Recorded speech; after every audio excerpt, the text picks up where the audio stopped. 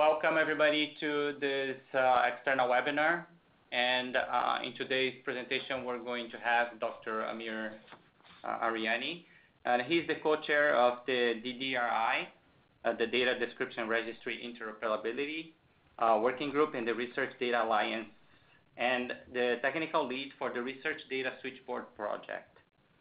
Dr. Aryani also has a PhD in computer sciences, and he's working in the capacity of a project manager for Australian National Data Service. In today's presentation, he's going to talk about the Research Data Switchboard, find connections to your data. Please welcome Dr. Aryani. Thanks, Khalil, for the nice introduction. What I'm going to do from here, I'm going to switch to my desktop for this part. Hopefully everything works. Okay, so this is the topic of this webinar is about a project that we initially initiated through the Research Data Alliance working group. The group was mainly aimed for addressing the problem of cross-platform discovery. And in this talk, I'm going to talk about the background of this, what the work has achieved, and what are the opportunities for collaboration that we have in this space. So okay, so that was actually the outline which I mentioned, so I can actually jump to the next slide. So the problem of the cross-platform discovery was one of the things that initially raised by Australian National Data Service and a couple of other repositories and registries in this sector. The problem is if you have a page that basically describes a data set, often for a web user, it's very, very attractive to find other things related to that page, related to that particular data set. The way that we can typically explain this is that when you go to the Amazon, you look at the book, you often want to see the other books related to this. And when you look at the Amazon page, often they suggest other books by the same author or other books that have been purchased by the same group of people who purchased this book. Now, traditionally, in the data registries and repositories, what we used to do is searching the keywords across different platforms. And the problem of that is that you get a lot of information coming back, which is not necessarily representing the most accurate response that we want for the end user. In this case, this is a page from Research Data Australia, and we did a cross-search across our platform and the DataSite platform. So the result shows more than 1,000 records from the DataSite that can be linked to this page. This is not particularly helpful for the end user to find out, okay, what is the next data set that I want to look after looking at this data set. So there was a working group created about 18 months ago as part of the Research Data Alliance. The group was initially formed by Dryad, ANS, and CERN, and then we had other partners who joined the group. The idea was finding a better way of doing this, so looking at the alternative options that we can explore rather than just doing the keyword search. We have DataSite join the group, OpenAir. We have DARA, which is a social science data registry in Germany. We have DANS from Netherlands, DataPath, and Vivo Corner from US. We have commercial participants, Thomson Reuters, Elsevier, and Fixture, which showed their interest in this problem. And then we have the data curation unit from Greece, who contributed to part of our infrastructure. Now, one of the things that we actually identified as part of the work of this working group was the notion of the co-authorship. So when you look at a data set, it's often actually very, very difficult to identify who are the people who actually contributed to this particular data set. But we can look at the papers who cited this and the people who have collaborated on that paper. We also had the option to look at the other form of collaboration. In this case, we identified that the joint funding and the grants are one of the best ways to form or identify this kind of form collaboration. Now, this is one of the examples of data sets that in the Research Data Australia context we have, and I want to show this one as the way to demonstrate what the problem is. So this particular data set, it has a link to two authors. So one of them is the professor capturing below. Now, although I put the flag here, University of Sydney, but just by looking at this page, you may not actually identify that this data set, this person is from University of Sydney. The data set is curated from University of Sydney. So what we can do is that we can go and search the name of this person on the web. If we do that, we will find the landing page for the researcher. Now, that landing page, you can actually explore. And what you will find is that in the same page, there is a list of journals and conference papers. So there's about 105 publications in the list of journal list. And we can go to every single of these publications. Now, this is one of those published in the +1 journal. Now, in the body of the text, there is a link to the dataset from the DDRI repository.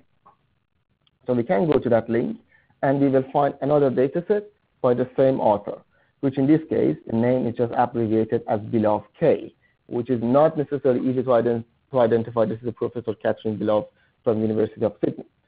So the whole point of this exercise was basically moving from a dataset to a researcher, find a publication by the researcher who has a dataset attached to it. Now, this is how we can actually find other datasets related to our original dataset using the chain of collaboration, co-authorships, and similar connectivity lead us to also joint funded grants and joint funded projects. Now, these are the set of what they call it, specifications and recommendations that came out of the working group.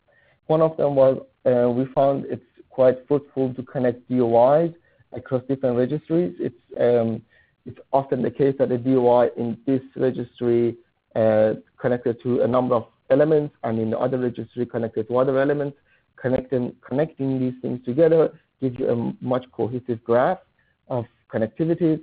Then the known as relationships is one of the deduplication techniques that we applied here by looking at the resolving URLs. Then there was a co-authorship. This is actually in the context of our work was very much using ORCID and in fact Google search engine to find the other works by the same author. And then there was a co-author funded projects that we were using in order to basically connect the dots. Now the details of all this information, it is in a document that I will show you the link to that later on. This is also some examples of the way that we connected different identifiers together. We connected the data DOI to DOI when there was direct citation. We connected the DOI to the web page and then the web page to the DOI using the Google API. We look at the different ORCID connectivity that we can actually get out of the existing information on the web. And there are some interesting examples. For example, you can find the DOI, which is linked to the Scopus ID. The Scopus ID is connected to the ORCID, and the ORCID is linked to another DOI. The detail of all of these exercises are defined in a document that later on, I'm sure this slide will be available to everyone, so you can actually look at the link and go to the page. This is an open document that shows the different specifications of these connections and how we actually make them happen. Now, and this is how we got to this idea of the switchboard metaphor. So the activities I just explained, this can be done by a librarian. A person can sit in front of a computer, can search all of these steps, connect the dots, and make all of this information connected. However, it is not scalable. This is how we got to this notion that the same way that the switchboard has been automated in the telecom companies, we need to also automate the switchboard activity in this scholarly community. So what we decided to try is at the time was basically automate what a person can do using machines. And we went through the multiple evolution of the same exercise and landed in a working function that at the moment is hosted on the Amazon cloud. So we have a data providers layer, which is basically a set of harvesters that read information from different platforms. Then we have the graph creation layer, which in a way, the best way I can explain this, it is the inference part of this Research Data Switchboard. What it does, it connects the different elements across the graph. It uses the fuzzy search and Google search engine to disambiguate the author when it needs to do that. It has a interface to the Crossref and data site for resolving DOI, and it uses a very minimalistic graph clustering techniques to basically bring the nodes together when there are enough reasons to believe that they are actually related to each other. And from that information, we're actually building a graph database, which I will show you later in this presentation. And we export that information through the metadata harmonization layer to a web portal that is accessible to everyone and to the RESTful web service API. So this is an interface to the graph database, which is basically a result of the old metadata harmonization layer. I'm going to actually switch to the actual website and show you a couple of demos that what does it mean of having everything in one graph database.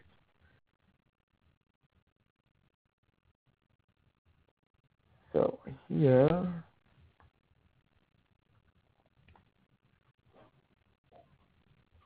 we have I have the local copy of this on my computer, but there is a version of this hosted on the Amazon cloud. In the interest of this demo, I'm just using the local one, which is more reliable. Now, what you can do here is that there is a language that's called Cypher, and this is using the engine behind this is a Neo4j database. So in the Cypher language, what you can do, you can type queries. In this case, I can search for that particular data set from Dryad, which I just showed you. So what we do here, we say, give me the DUI format, and I can go here, I can cheat, copy this, go back, paste it here, and say, give me that particular object. So this is our data set. That's the one that we had from the Dryad website. If I click on that, we get the other data sets that they're all connected to this through the Dryad repository. So these are information that came from Dryad. And this is that paper from the +1. So if I move this here, I can actually find the researcher. This is a researcher information came from University of Sydney. If you look at the information underneath, and if I zoom in to make it more readable, you can see the information comes from University of Sydney.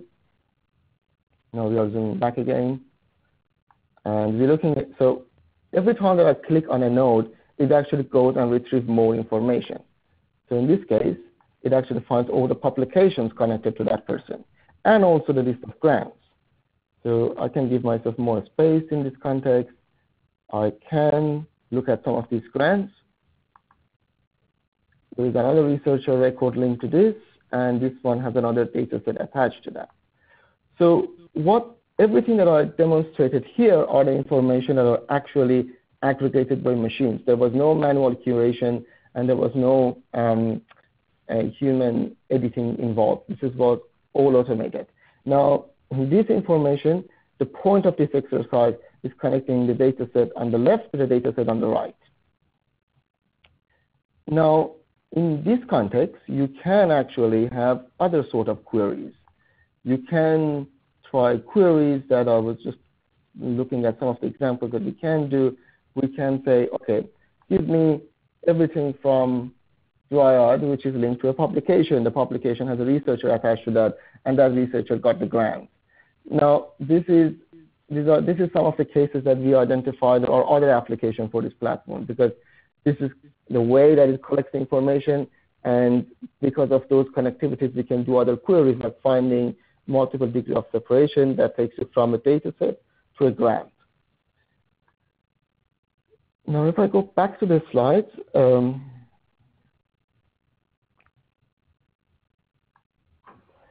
now, if we only focus on 3 degrees of separation, this is 3 or a couple of different ways that you can find connection between 2 data sets. You can have a data set linked to a researcher, researcher publish a paper, and paper cited a data set. You can have a data set which is cited in a paper, the paper also references a grant, and the grant in another repository linked to a data set. The data set can be linked to a researcher, researcher is a participant in the grant, and the grant is linked to another data set. Now, one thing I want to mention here is that these connections doesn't actually imply causality. It doesn't mean that the dataset A and dataset B are directly connected or result of each other. It is just provides the context that these things can be connected. Now, there is another form actually here that is called shortest path, and this is another application of using this kind of graph modeling.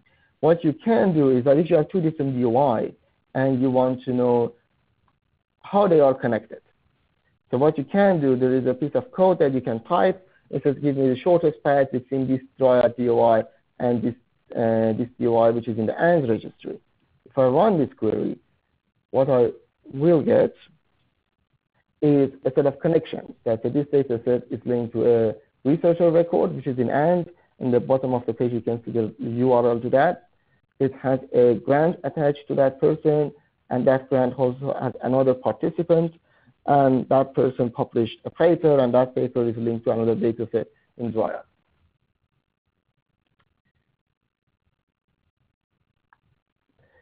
Now, as part of this exercise, we connected basically the partners in this working group into this infrastructure, and we identified a number of connectivities that we can actually establish between these registries.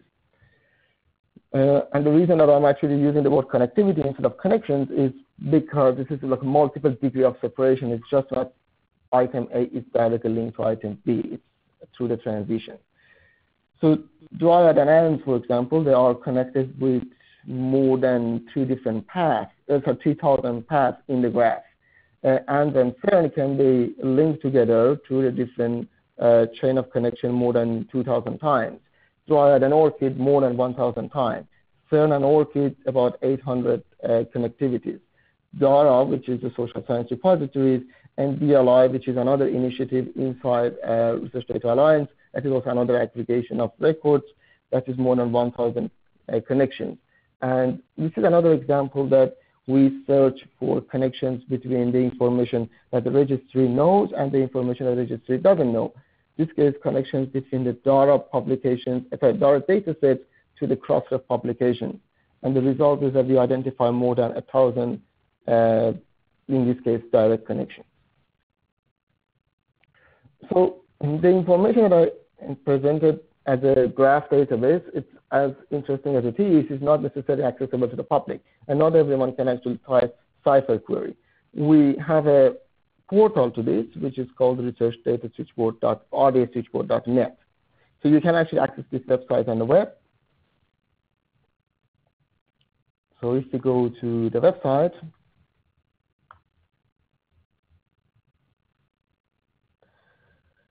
the core part of this is based on the AND software package for Research Data Australia, which we enhanced that for the capability of having the switchboard interface inside each collection into this database.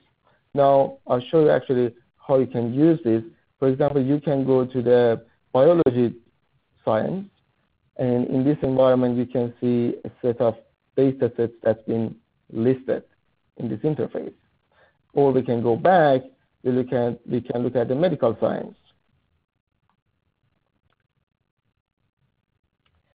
Now, when we are looking at these data sets, inside each one of those, there's a description of what it is and what kind of connection has been associated to that.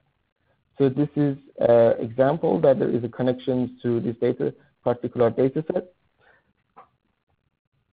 Here you can see a record. The highlighted red is a data set that it is linked to a researcher. Researcher have multiple data sets, and that data set actually has a multiple people attached to that. Now, this graph visualization here, this widget is also open source, and it is accessible, also including all other codes that we have. Everything is available in the GitHub repository under the open source license.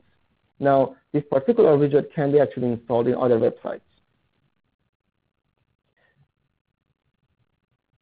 Now, I remember when I was doing this, one of the things I found is that was actually a good example here. This is a record from the Monash University, and in this record from the Monash University, you can see the data set in one side is connected to a researcher with a lot of data set attached to that, and the other side to another data and to another group of researchers with a lot of publications attached to them. So two important points about the whole switchboard interface. One is it is designed for connecting data sets together across different registries. So it is relatively complete when it gets to the concept of data information in different registries, but when it gets to the publication and grants, it only uses them to connect the different data collections across these platforms. So our information about the data sets is much more comprehensive than information about the papers and grants. But still, through this interface, you can see the relationship between the data set people and the people who got grants and publications. Now, I have been asked this question a couple of times, that what are the information that we need to actually get this one up and running? So these are the minimum information that you need, and that's the sort of things that we are harvesting from our partners. So for a researcher, we need a first name and last name, but any other identifier would be extremely useful. About a data set, we need a title and we need a resolvable URL. If you have a DOI, that would be excellent. About the publication, we only need DOI. What that means if you have a gray literature or if you have a set of publication without DOI, at this stage the source code is not capable of actually parsing and handling them. About the grants, we need a title, we need a grant ID, and we need a resolvable URL for that. But that is optional, but one of those things that if you don't have it, it would actually impact the inference capability of the system, and this is required to have a list of participants in the grant. Now, these are some of the use cases that we have identified for this platform as part of talking to different partners and different interests that we got from the community to adopting this in their own environment. Now, universities, that was an interesting case.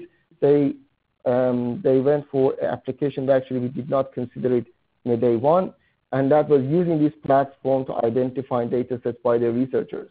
So what it enables universities, it enables them to find the data sets in the Fixture or Dryad or other data site repositories when the university actually don't know about those data sets curated by their researchers in international repositories.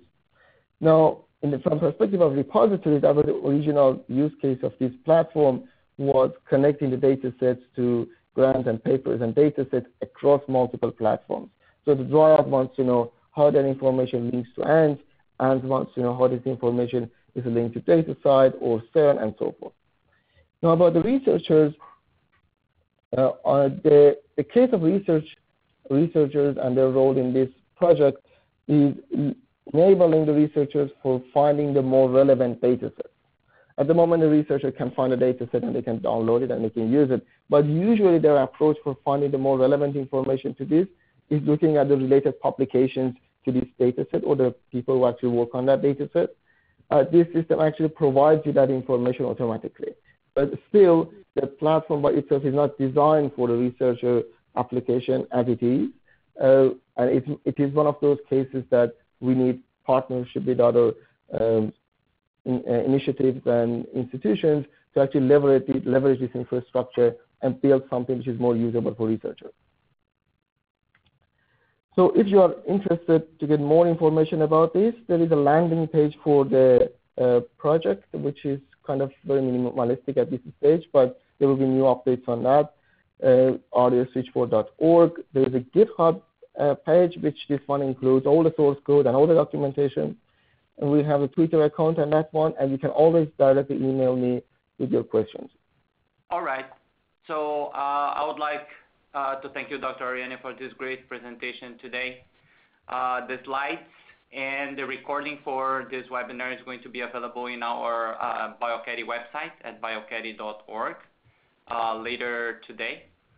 And our next bioCADDIE webinar is going to take place on November 19 at 10 a.m. Pacific time.